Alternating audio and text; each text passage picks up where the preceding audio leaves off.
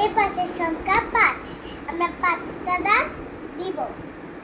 তো আমরা 5টা দাগ দিব, 1 2 3 4 5। 5টা দাগ দিছি, আমরা 5টা দাগ দিলাম। 5-এর পরে হয় 6।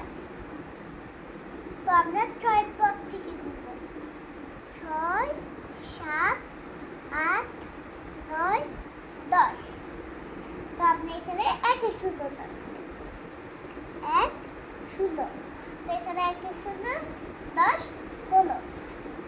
এই পাশের সংখ্যা 2, আমরা 2টা দাগ দিব, 1 2। এই পাশের সংখ্যা 4, 4-এর পরে হয় 5। তো আমরা 5-এর পর থেকে ঘুরবো, 5 6।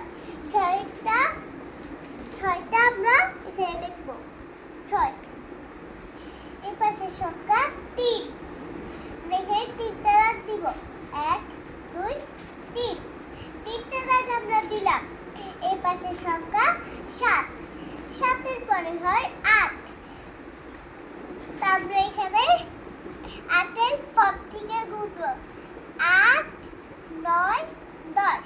তো আমরা এখানে 1-এর 0 10, 1 0। তো 1-এর 0 10টা আমরা লিখে দিলাম। এখন আমরা এই পাশের সংখ্যা নেব। এই পাশের সংখ্যা 6, আমরা 6টা দাগ দিব, 1 2 3 4 5 6। 6টা দাগ দিলাম। 6-এর পরে হয় 7। তো আমরা 7-এর পর থেকে ঘুরব, 7 8 9 10 11 12। এখানে 12 এসেছে, আমরা 12 লিখব, 1 2 12 লিখলাম। এই পাশের সংখ্যা 1। তো আমরা এখানে একটা দাগ দিব, 1 দিয়েছি। তো এই পাশের সংখ্যা 3, আমরা 3-এর পরে হয় 4। তো আমরা